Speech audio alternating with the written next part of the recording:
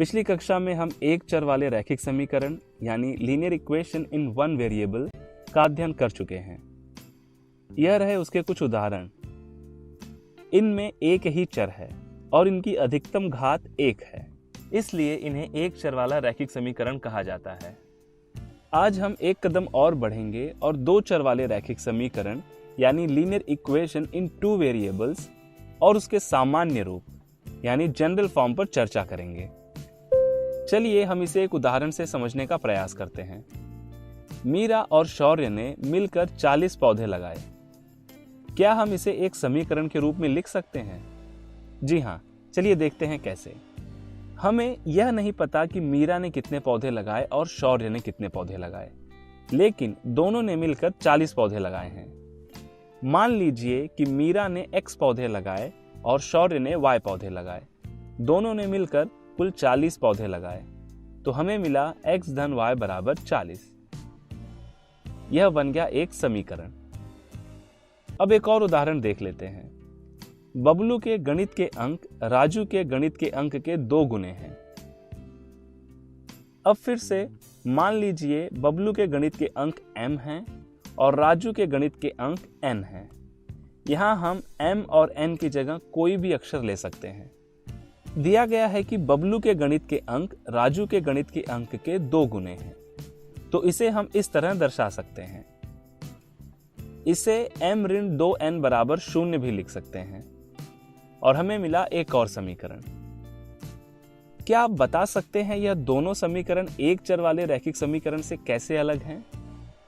चलिए देखते हैं। इन दोनों समीकरण में दो चर x, y और mn हैं। दोनों की अधिकतम घात 1 है, इसलिए यह दोनों दो चर वाले रैखिक समीकरण हैं।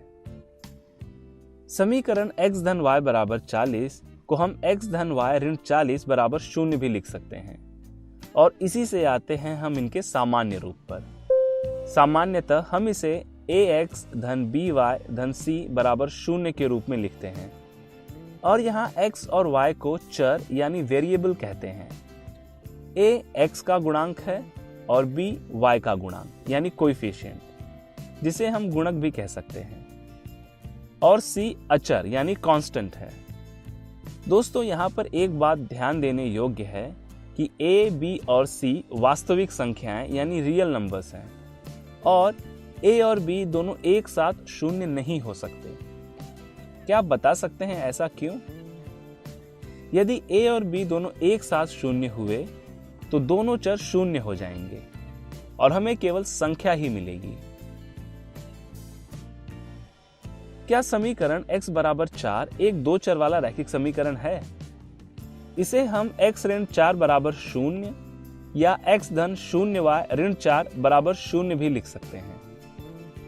अब यह दो चर वाले रैखिक समीकरण के रूप में है। यहाँ a है 1, b है 0 और c है ऋण 4। इसलिए हम यह कह सकते हैं कि a और b में से कोई एक शून्य हो तो भी उस समीकरण को दो चर वाले रैखिक समीकरण के रूप में व्यक्त कर सकते हैं। अगले वीडियो में हम इस पर और विस्तार से चर्चा करेंगे और दो चर वाले रैखिक समीकरण बनाना सीखेंगे। तो दोस्तों, आज हमने सीखा दो चर वाला रैखिक समीकरण क्या होता है और उसे सामान्य रूप में कैसे लिखते हैं। मिलते हैं अगले वीडियो में। धन्यवाद।